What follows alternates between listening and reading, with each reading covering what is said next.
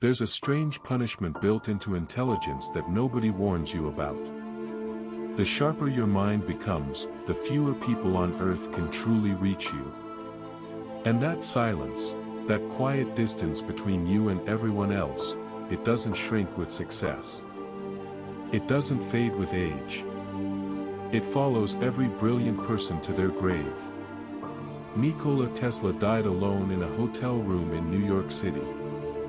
Room 3327 of the New Yorker Hotel. He had changed the entire world, alternating current, radio, the foundations of the technology you're using right now, and in the end, his closest companions were the pigeons he fed in Bryant Park. Not because he was cruel.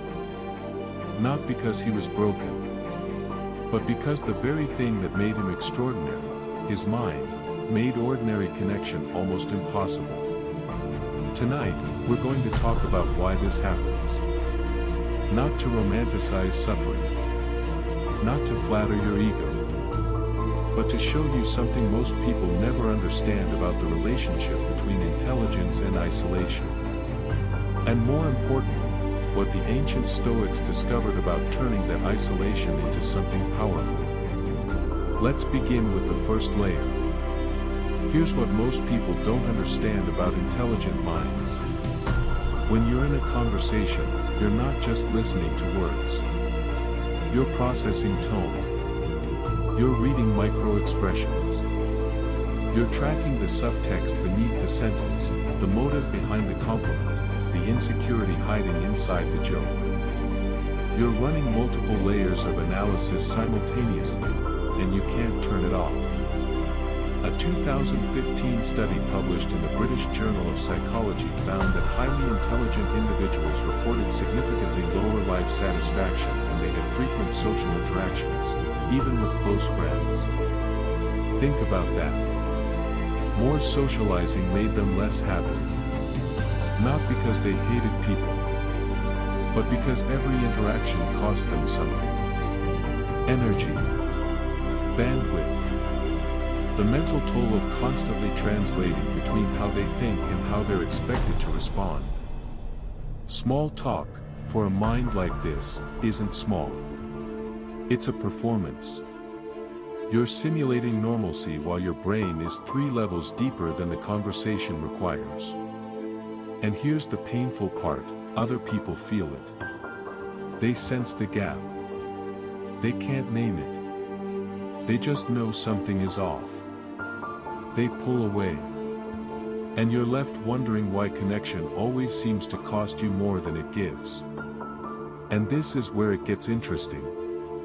Because there's a second layer that makes this worse. It's what I call the pattern recognition curse. Sharp minds don't just process conversations differently, they detect deception faster. Much faster.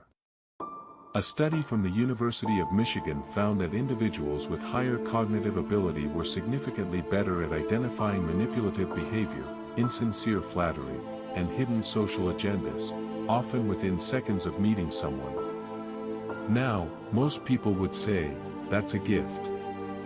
You can see through people. You won't get fooled. But here's what they don't tell you. When you see through everyone, you stop trusting anyone. The colleague who offers to help, you see the favor they'll ask later. The friend who suddenly reaches out, you calculate what they need. The person who says I love you, and part of your brain is already mapping the exit strategy they haven't even thought of yet. Marcus Aurelius wrote in his Meditations, begin each day by telling yourself, today I shall meet with interference, ingratitude, insolence, disloyalty, ill will, and selfishness. He wasn't being cynical. He was being honest. He saw what people were, and he loved them anyway.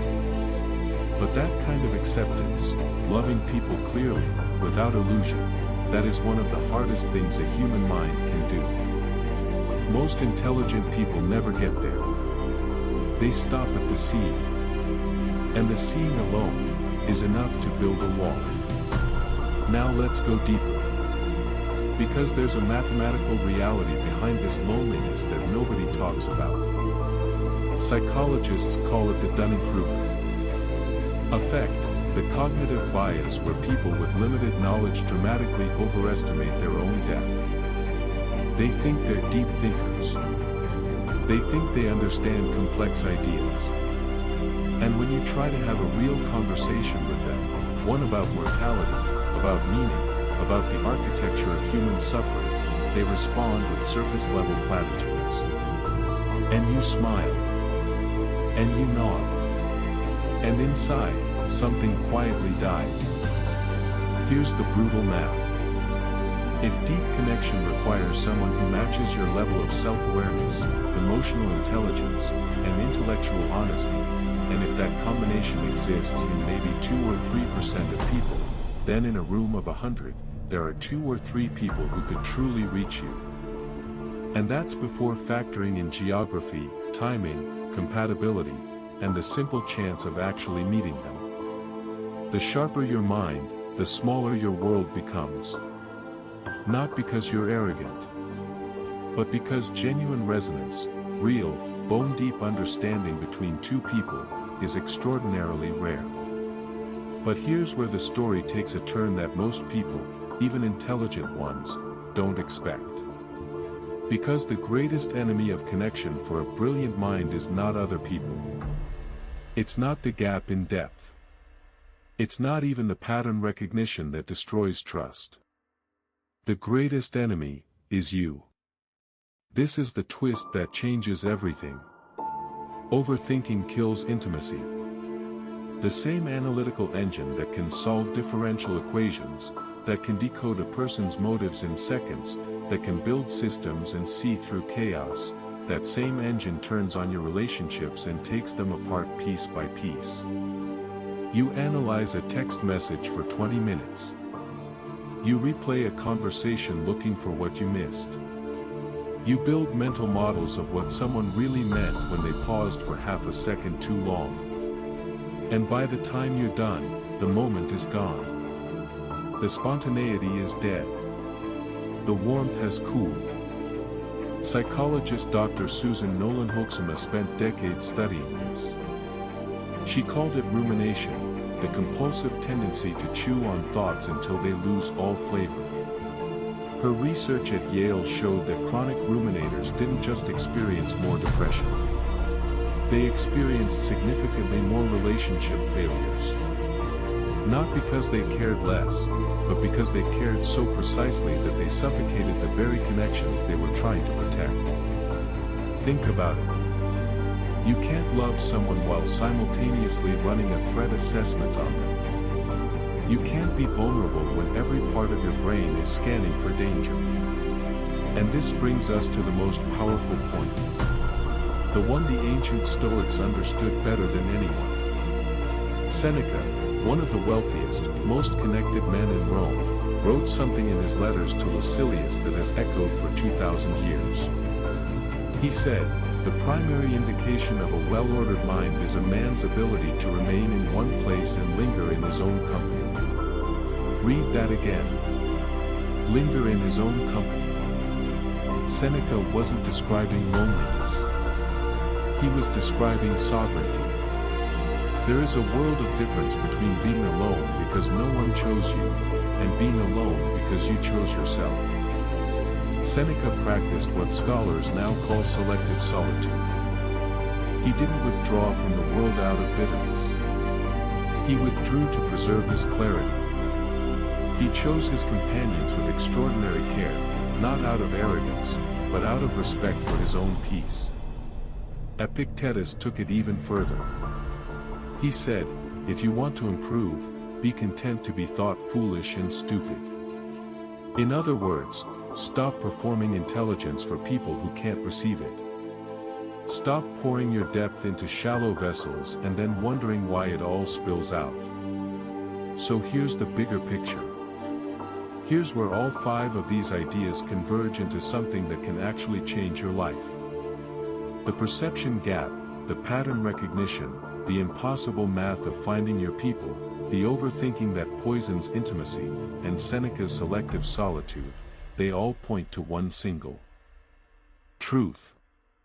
You are not broken. You are expensive.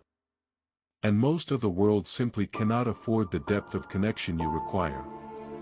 But here's the part that separates wisdom from self-pity.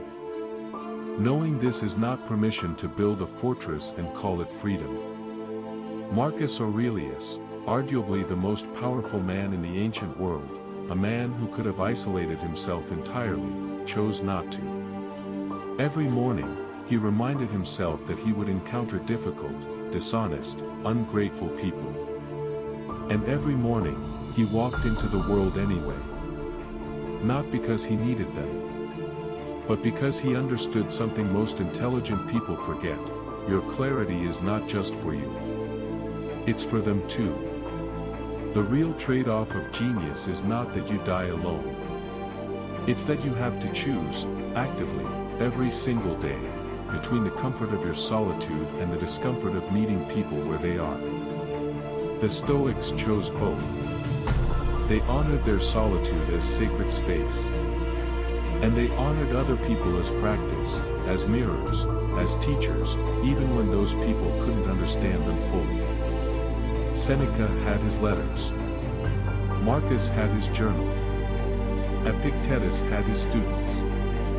None of them were fully understood in their time. All of them are understood now, 2,000 years later. Sometimes, your real audience hasn't been born yet. So if you're watching this tonight, and you feel that silence, that specific kind of loneliness that comes not from being rejected but from being unseen, I want you to know something. That ache is not a flaw in your design. It is the design. It is the cost of seeing clearly in a world that rewards comfortable blindness. Do not numb it. Do not apologize for it. And do not mistake it for weakness. Seneca wrote one final thing I want to leave you with. He said, "It is not that we have a short time to live, but that we waste a great deal of it." Stop wasting your depth on people who only want your surface. Guard your solitude. Choose your company like your life depends on it. Because it does. The mind that sees everything deserves at least one person who sees it back. And if that person, for now, is only you, then let that be enough. Because you are enough.